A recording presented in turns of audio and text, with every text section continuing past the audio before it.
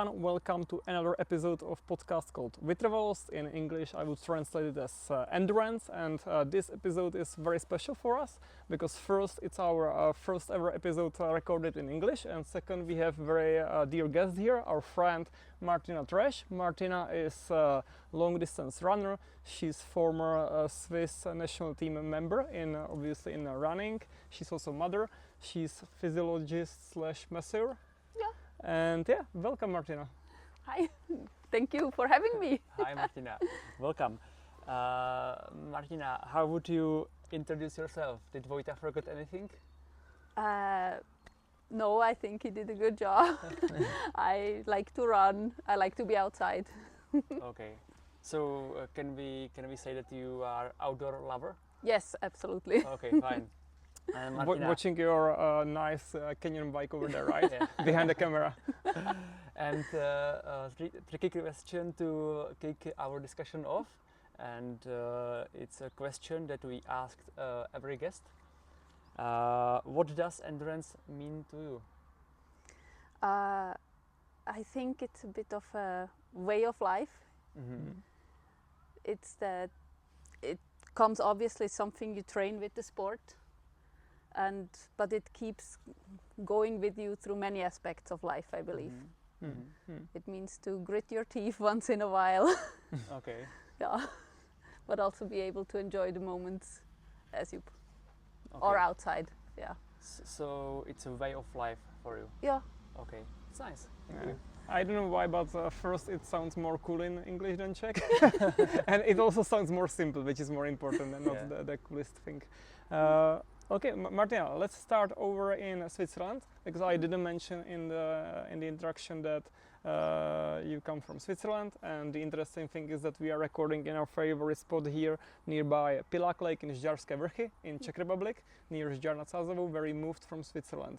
So let's start in Switzerland. During your childhood, what was it like to grow up in Switzerland, and was there something special that brought you to sports and outdoor life?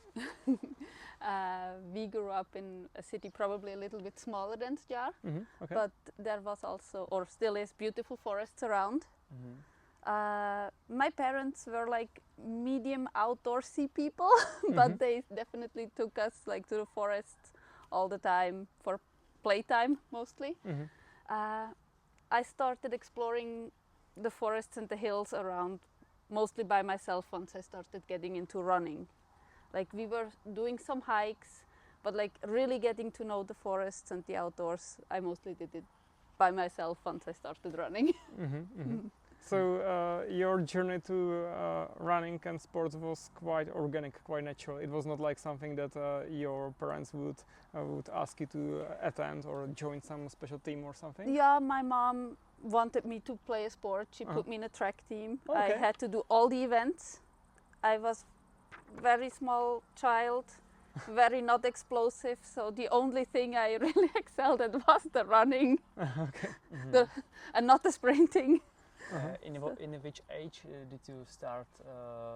With eight years okay, old, yes. eight. And I had to do shot put and javelin and long jump and Oh wow. yeah. Okay.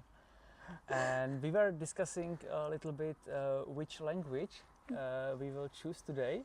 Can you tell us what is your native language? Because we know that in Switzerland there are, I think, four. 4 languages, yeah. Yeah. Wow. What is your native language? My native language is Swiss German, Okay.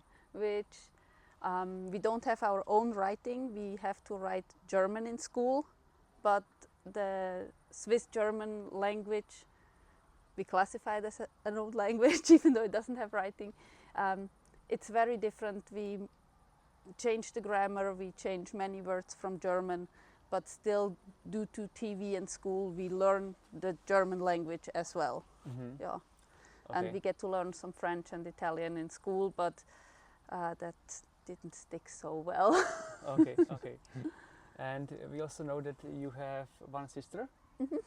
Is she older or younger? My sister is 3 years younger. Okay. Yeah. And did she run with you or? Yeah, she joined the track club too, and actually she started coaching Okay. in our childhood track club about a year ago, and she really loves that role now. So she still lives in the area where Yeah, you grew up? She still lives in the same town with her 2 girls and is now a track coach there. Nice. Yeah. And remind me which specific area of Switzerland was that? I know that you mentioned the forest, but were mountains also close? Yeah, it's close to Zurich, about 30 kilometers east. Okay. Zürich Oberland. Yeah. I will pretend that I know where it is. It's a very hilly region. Yeah. Is it more hilly than švýcarskou, or the same, or Different. different? Yeah, and the other thing that I really appreciate about here is you have more free space. In Switzerland you tend to run into more, the towns are way closer together. Like, okay. yeah, it's about same amount of people as you have in Czech Republic, but on a place that is about 3 times smaller in Czech Republic. Plus we have a lot of mountains, so that pushes the populated areas very close. But you do have mountains, so. Yeah, we do have mountains. And have you tried some other sports during your childhood? That you changed the sports or combined? I tried myself at horse riding. Okay. You know, it wasn't for me. No, I think track, like having to do all these events, made it very busy for me. Made it very interesting, and we had a great group. Like I made very young, very very good friends in our track club, and that really kept me going. Okay. Like it was, very important to me to have this group of people, and it was a lot of Was fun. it very competitive in the team, or was it like more about the friendship when you were a kid? I was always very competitive, but it was more about friendship. And the thing was, we really had a group of, there was a girl, she was a very good sprinter, so I knew I didn't have to compete with her. And the other girl was a really good thrower, so I also couldn't compete with her, but neither one of them could compete with me in an endurance race. Yeah. So it was kind of very well balanced friendships. Okay, we can move, Vojta. What do you think? You mean to different place? In the life, Martina. Of course. Go ahead. So you started at 8, and tell us when did you start running for national team? I think the first time I qualified for European cross country, that must have been under 20 team maybe. So quite late.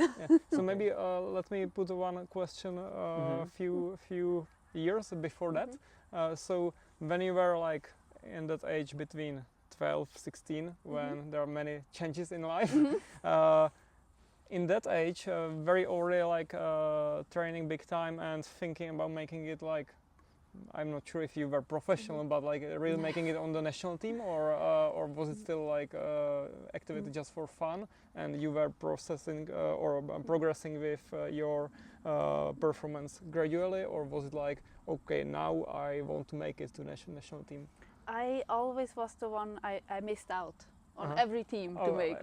You mean the limits? Yeah, there is always these limits. I didn't make. Sometimes I didn't even know that there were these kinds of let's start there. In the beginning I didn't even know there were these kinds of competitions. I just went to races around, I did well, I got invited to train with a bigger club in Zurich. I enjoyed that. I made more really great friends with whom I sometimes still have like contact now. And I kind of didn't even realize the first time how good you are. Then here it comes. I heard that there was a race in Germany and that it was very competitive, and I went and I did really, and there were other Swiss people, and I was surprised, like, what are all of you guys doing here? And they were like, it's a qualifying race. Okay. And I was like, oh, okay. And I did Let's do it. Yeah. And now you are talking about the age when you were like 15, or? Yeah, maybe more like 17 already. 17, Yeah. yeah. Before that I was just training for fun. I Okay, won nice. some like regional championship, I still had to go do some heptathlon every other weekend somewhere. So in Switzerland, or in your case, it was not like that you would be preparing for national team since 12 or something. It was very, very organic. Okay. Maybe when we are already discussing the running on more like a high level or high performance level, let's put some context in, because we got to know Martina apart from the fact that we live in the same town now. We also race together every month, because we have this series called Žárák, and Martina obviously is one of the best female runners here. But back then you were focusing on 5K, or what was your sweet spot? What was your at that main distance? Age group still 3K, 3K, okay. and cross country, which could be anywhere from 3K to 5K. And when you are talking about that age of 17, when you were like trying the first qualifying races, that was that 3K distance? That was in cross country. Cross country, yeah, okay. It was cross country. I really started in cross country. Even the first races, I think my mom put me in, because she realized that all these multi-events, it was like a nice weekend for us, but I didn't excel. So you were preparing for Žárák, of course. Yeah, exactly. You know, I would maybe run twice a week, and that twice a week I would go do multi-training. I would have to do starts out of the blocks and. Okay, so when you attempt national team at 20, how did you feel about it, and or what's changed? Well, it was for the under 20, so I believe I must have been 18. Yeah, probably was 18. It was this race in Germany that I just heard was very competitive. And after I finished, someone told me that it was a qualifying race for Europeans under 20. And I was like, aha, great. And I was that day the fastest Swiss girl in that race. So that was very exciting. Okay. What was the time, do you remember? I don't know, but it was cross-country race. Oh, it was cross-country, yeah, correct. So it's very difficult to say. It's difficult to compare. Yeah. And if we move it back to track and field, because I know that you also had some great results on the track, and correct me if I'm wrong, but at least you were, I'm not sure if you still are, national holder of the national record in 3K steeplechase. I used to be, yes. You used to be, and are there any still records that are valid for you? Or, No, I think in the last few years they all got broken. But you had also 5K, 10K? No, I had under 23 indoor national record in the 3K flat, and that I used to have the national record in the steeplechase, maybe from 2011 to 2013, 14. And that was 950 or something? 951, yeah. Steeplechase. In Ostrava. I read it. Respect. At Zlatá Tretra? No, the Europeans under 23 were there. Yes, you told it. Okay. And how did you combine sport and school and social life? Was it okay? Or did you need some special plan in school? Nah, I wasn't like, my parents were never the people that pushed for like something special there. They were like they were kind of like, in the rare case that you make it, you will make it. If not, you will not make it. Either yes or no, Yeah, either yes or no. So now I did everything like the normal way. But people were always like talking about, oh, you're doing so much sacrifice. It never felt like a sacrifice. It was always like, this is what I want to be doing. So it was fine. And do you think is the example of your parents' approach, is it good for you, or is it inspiration for you to do it in the same way? As a mother. As a mother? Těžko říct. Okay. My parents were very big cheerleaders. Like when I had races, they tried to be at almost every race. They were really supportive, driving me places, getting up with me. At the same time, when I see what other parents are doing, I'm very glad my parents never put this pressure on me. Okay. You must Like do this, and we are investing so much. Mm-hmm. And still I see what other parents are doing, but also I feel that there is some pressure coming with that. Like I see financial support other people got, or that is like, yeah, that could have been nice, maybe that could have changed something, but you never know. But I wish as a parent that if my child chooses to do sports, that I can be like the cheerleader I had, like the parents who just get excited about like, yeah, you go. Okay. So that the kid feels that you're happy for them and you want to do well for them, but you don't mind if they don't do well. Yeah, my parents were kind of like, this is your thing, either you do it or you do not do it. Like that was the, but we are here, we are cheering. Yeah. This is actually our common topic with Lucas and every guest, that we are asking, like, how should we approach that our kids still love outdoors and sports as we do.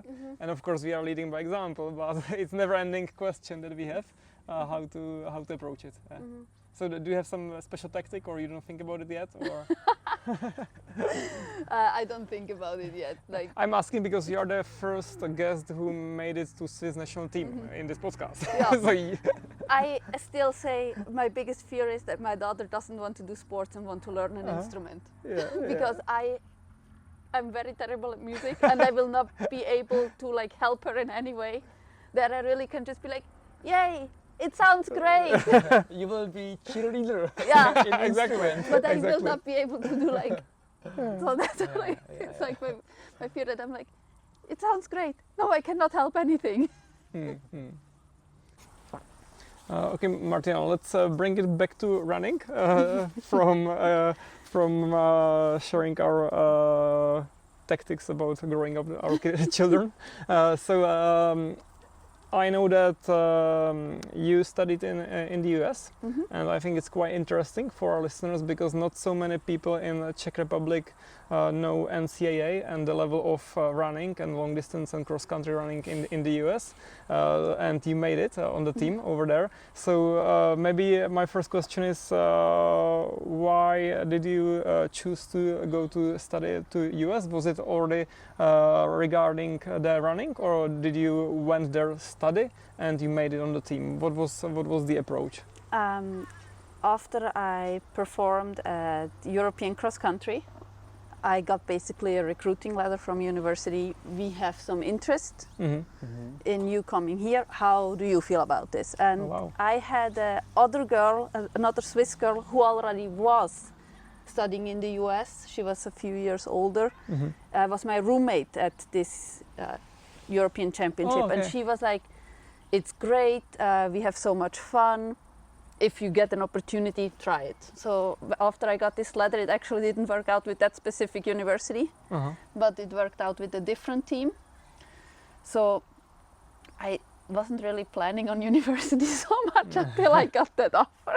Okay, and which field of study did you choose? I got a bachelor's in life science, so it's their version of if you want to go later on to go to physiotherapy school or med school in the US.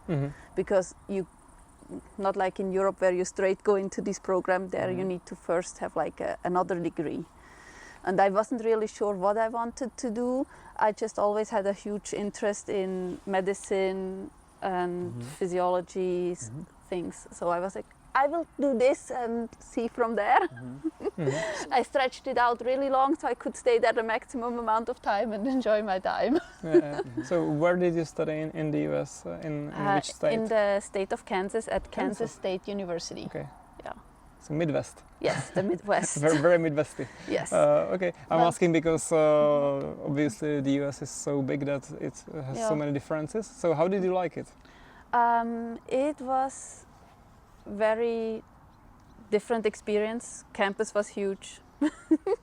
The school system works very different than it does in Europe. But the team was great. We had really nice coach, especially if you are coming from so far away, you're having basically a built-in support system. We had athletes from Germany, from Hungary, We had tennis players from Spain, from Croatia, from everywhere. So it was very big international family. The experience of being a collegiate athlete is one of a kind, especially if you have some sort of success, I would say. So that was very nice. And did you focus over there mainly on cross country or also on track and field? Also on track and field. Like I was pretty good cross country runner, but I was a really good steeplechaser. Yeah. Okay.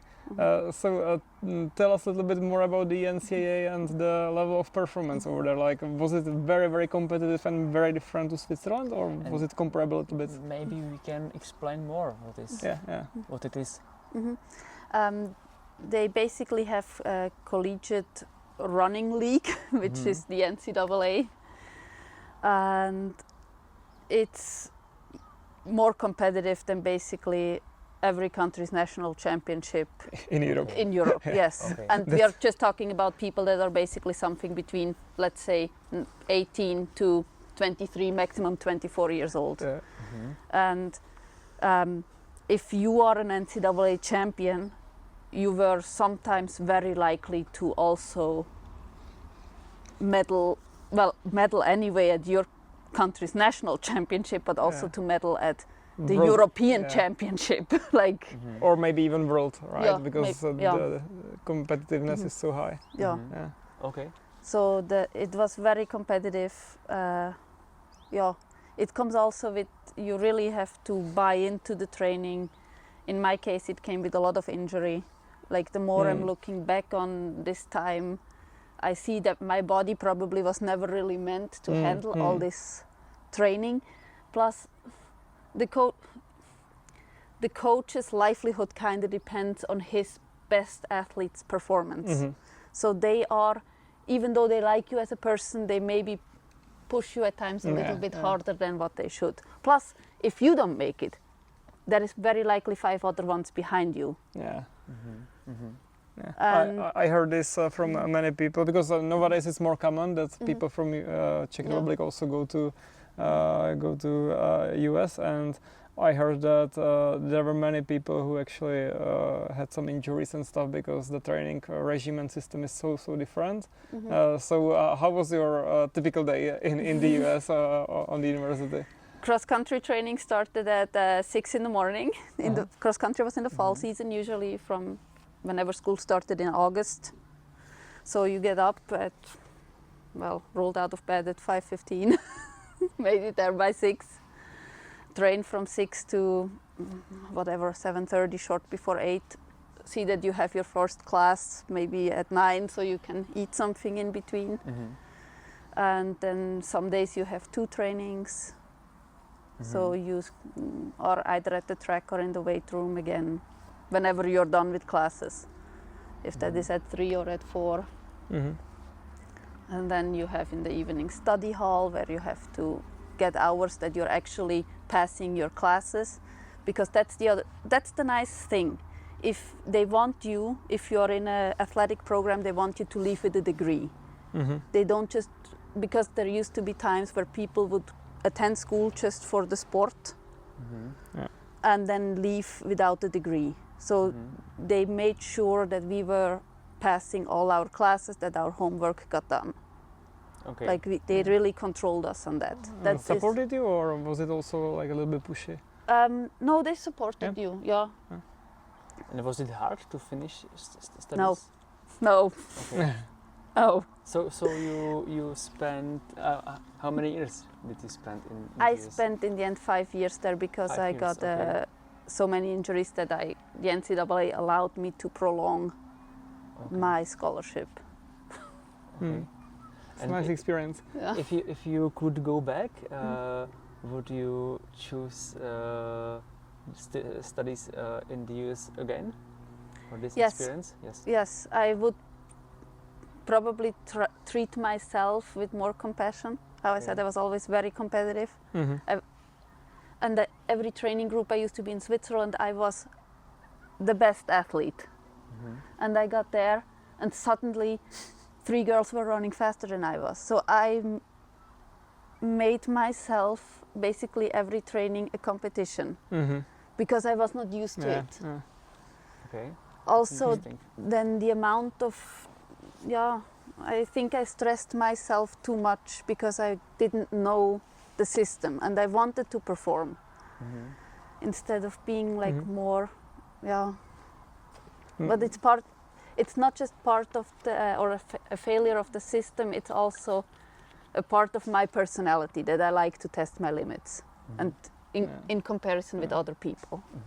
And if we go deeper into the training over there, did you also have some time, I assume so, but I will ask anyway, did you have also time and focus on some exercises compensating the endurance and speed, like core and balance exercises every day? Or yeah. And the training itself, it was more about the volume or more about the speed work or the combination? What was the system? I think our coach kept us in general very on individualized plans. Okay, that's good. Yeah, I had not very high mileage. I would say I was running something between 50 and 65 kilometers. Okay. That's not so many. It's not so much. Yeah. That's why I'm saying, like, I think this body really was like not. Later on when I came home, I had weeks where I was running a lot more and handled it somehow better. But Okay.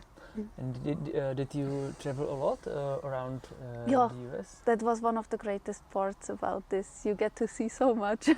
Okay. And did you meet, for example, some famous runners or sportsmen? Or, for example, I can say Anton Krupička or some people like him? Or? We got to see, like, we were at races where we saw Shalane Flanagan or Kara Goucher, I'm not sure. I know them. It was like, oh, look, they're racing the 10K now. The coach was like, no, you sit down, you have to rest, you race in half an hour. We got to see these people, like many of the names are also like niche for your event. There was a day I got to see Corinne Hines at the track that probably doesn't say today anyone anything. She used to be a finalist in the steeplechase long time back. We were like, oh, there she is. But you also like meet other people from other countries. I met 2 Czech girls during my time there.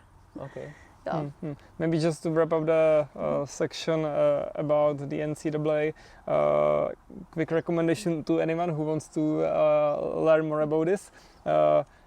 Every year I watch the NCAA finals in cross country in men category, and I'm sure it's the same for women, but literally the level of competitiveness is so high that you see literally, I don't know, 100, 200 people running the finals, 240, you know very well, and then you see them finishing the 10K in cross country, uphill, downhill, around 27, 28 minutes for 10K. So literally, like you have, for example, 80 people going sub 28, sub 29 in cross country, like in Czech Republic we don't have anyone. And every second 1 to 2 is finishing. Exactly. Like so literally you see like a runner number 100 and you are like, hey, he's not running that fast, and then you see the time 28:54.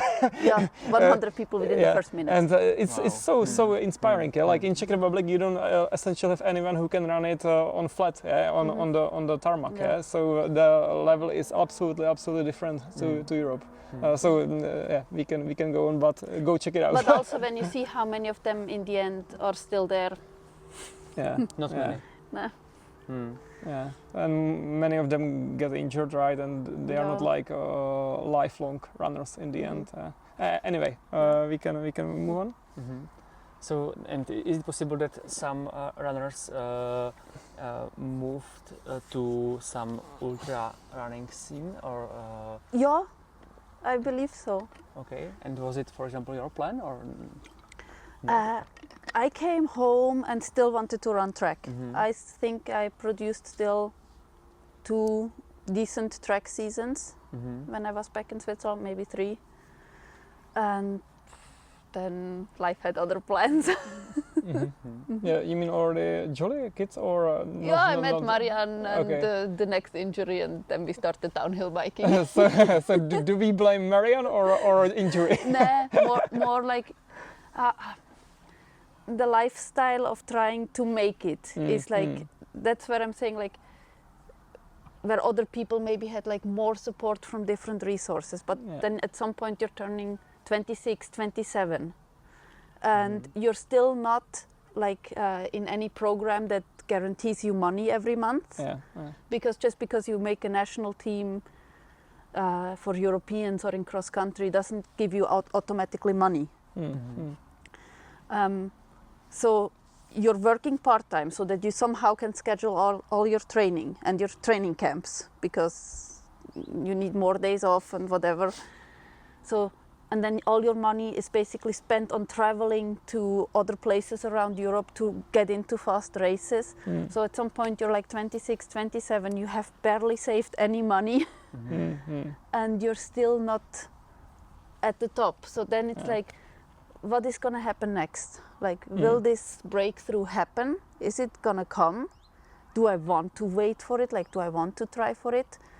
And I know that if someone would have been like, no problem, I will pay you every month an additional 2,000, 3,000 euros so that you can reduce your hours at work and I will be your sponsor, I would have been like, thank you, let's go for it.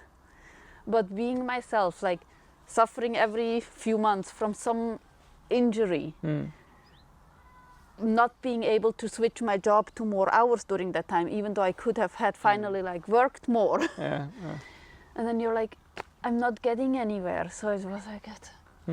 And I said, it never felt like a sacrifice. And then there came the moment where I was like, now it feels like I'm sacrificing something. And I was like, now it's hot, now it's done. This cannot feel like a chore, because it was always like, I want to do this. And then it was, no, it's not right anymore. Oh, thanks for sharing with us. And now let's move to another part of your life and the story from Switzerland and the running national team to Czech Republic. Yes. So tell us more about this story, if you like, if you want to share. I met my now husband, and he really supported my running. He came with me to competitions. I got into a race in Belarus, and I needed someone, like, it was me and one other Swiss guy who qualified. And we had like basically a support person should come with us. And we were both like, who's gonna come with us? And I was like, well, I can ask my boyfriend that I met like 4 or 5 months ago. So we took Marian with us to Belarus. Nice. And he never left my side since then and supported all these adventures. And he was also there when I started feeling like, yeah, this is not going anywhere anymore. Like, I'm injured again. What should we do? What else can we do? He was the person who bought me my first road bike in Cyklochlubna. Oh, nice. He took me downhill biking. And somehow running started moving in the background. Like, it was like, I can do other sports, we can have other fun. We went on long camping vacations where I sometimes trained very hard and sometimes it was like, no, today we're gonna do something else. And so I kind of transitioned out of this wanting to be faster and faster into let's start a new chapter of life. We spent quite a time in Switzerland and then eventually decided to move here. Okay. So how many years did you spend in Switzerland together? Or how long time? 4. 4 years. Yeah. Okay. And what was the reason for the decision to move here? Marian has a company who's half Czech, half Swedish. Okay. So basically the money he's making is always going to be like more worth here than in Switzerland, if that makes sense. That makes a lot of sense. Yeah, it's the Czech money, so it's in Switzerland it's going to be like less than here. Yes. Yes. And he always had the dream of building a house and everything, and that Which will be more difficult in Switzerland. If you marry a runner who never made any money. So how do you like it over here? Great. Yeah, great. I'm very happy. How do you like žďárák? Great, I think that really saved me. It was really good. And speaking about žďárák, what is your motivation to training and running now? Like, do you still have some goals, or is it more like fun? And of course, you have goal to win žďárák, of course. Yes. Martina, 1 year you need to finish the whole series. Yes. I think I'm already the person with the most DNFs. So, what's your goal now in running? Do you still like think about, for example, going back to like really training big and doing some like fast 10Ks, since you have such a great foundation in speed running? I would love to run a fast 10K. I would love to run a trail race. In general, that was my problem in the spring. I had like, I don't know, 2-3 months of good training. So I wanted to train a little bit more and just see how fast I can train. And then the legs were not good, they were not recovered. I went to the žďárák and like I think I tore half my calf apart. So so you'll see. I will see. I still am very competitive. We discussed this very often. I really have this feeling of when I see people in a race, it's like I want to beat them. I'm the same. What do you think about racing, for example, in gravel or mountain biking? It's also good to race. Yeah, probably would be a lot of fun. You can buy gravel and try to gravel 100 next month. I'm checking this bazaar na kolo on cyklobazar every day if I see a bike. You mean gravel bike? Well, I'm more thinking of a hardtail. Okay. I like the one he has. Like speaking about bikes, I need full, so one needs then more space if he wants to have a road, gravel, full, hard. Exactly. And when we speak about the bikes, you mentioned downhill as well, and I know that we talked about Livigno and some other places where downhill is big. So what biking discipline do you like the most? Because you also mentioned the road, so... Everything. I am not very good at any of the biking. I very much enjoy some downhill biking because it's very challenging to me. I'm not good at any, by any means. I'm happy if I make it down like one of the red routes on a downhill course. I really like these, I guess it's what you call enduro biking, when you have really good uphills, maybe a little bit technical. And then you have also very nice technical downhills, but everything is like on a difficulty level of somehow manageable. But it's surprising to me because I would say that you must be very good and very competitive in road cycling, like based on your history in endurance. I never did a race. I enjoy road cycling, mostly just uphill. It's again same to me. Like I don't like the downhills during the race. Marian always made fun of me, like when we did like 3 passos in one day or something. He's like, "Up, you're so fast," and on the downhill, you're going like both hands on the brake, like, I have to stop, crash. But the up, I love it. I could go up on the road bike. It's great. Could do it all day. But then you're on top, you're very sweaty, you're cold, you have to switch clothes, and then you're on the... Doesn't that happen to you guys? Yeah, it happens to me as well. Like last week we discussed Stelvio, right, together. Yeah. And when I was downhilling the Stelvio, I had to stop a little, like every 10 minutes because my hands were shaking. And of course we don't have Stelvio here, right? Yeah. Like when we are downhilling here, you're like in 30 seconds you are down, right, from the hill. So it's very, very different. But anyway, maybe to wrap things up a little bit. Maybe we can move back to endurance a little bit. Can you say what did the running period of your life in national team and in the US teach you? That was literally my question. Yeah. we are getting better in this thing, yeah? For today's life? Well, it's this generic hard work pays off. What you put in, like how much you put in, you get out. And I know many people say that, but I think it's a great way to approach life. And you know that however much effort you will put in, you will get something out. But also that when things don't go well, when you're injured, when you're sidelined, like it will end, like, and it will get better. The Like same this. analogy to a long distance race. It will end Yeah, sooner or later. it will end. And sometimes the faster you're running, the better. Like the faster it will be over. yeah. So really good, really nice. Yeah. Good. So Martina, Yeah. thank you so much. Very nice. Thank you guys. Thank you for making it having me. to our podcast, and also thank you for being the first guest who did English episode with us. Yeah. I enjoyed it a lot. So thank you, and see you on next Jarak. Yes. Thank you. Bye bye. Thank you very much. Thank Bye. you. Bye. Hey, it was great.